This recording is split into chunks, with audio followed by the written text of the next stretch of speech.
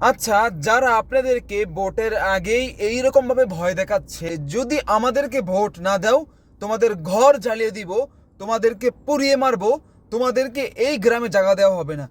ভাই, ঠান্ডা মাথায় একটু চিন্তা করেন তো। আপনার কাছে মনে হয় যে একটা ভোট মানুষের কত গুরুত্বপূর্ণ?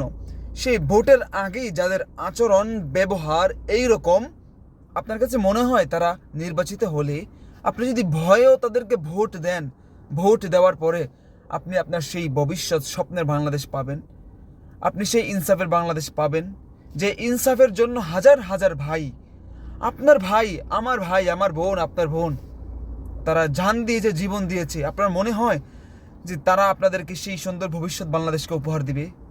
নাকি এমন মানুষকে ভোট দিতে হবে যারা যারা ঝগড়া করতেছে না, যারা লাফালাফি আপনাদেরকে ভয় দেখাচ্ছে না, যারা আপনাদেরকে সুন্দর ভবিষ্যৎ বাংলাদেশের প্ল্যান দেখাচ্ছে, তারা আপনাদেরকে ইশতেহার দেখাচ্ছে যে আমরা এই করতে চাই, এইভাবে দেশকে পরিবর্তন করতে চাই, তাদেরকে ভোট দিবেন। এবার ডিসাইড করার সময় আপনি আপনার দেশকে কেমন দেখতে চান? আপনি আপনার দেশকে কিভাবে উপর দিকে নিতে চান? নাকি সেই আগের সিস্টেমে আপনি আগের মতো গোলাম হয়ে বাঁচতে চান? এবার চিন্তা ভাবনা করার সময় আপনার। সো ভোটটা দেওয়ার আর মাত্র 2 দিন সময় বাকি। আপনাদেরকে অনুরোধ করব, ভোট ভয়ে নয়, আপনার ভোট মূল্যবান ভোট।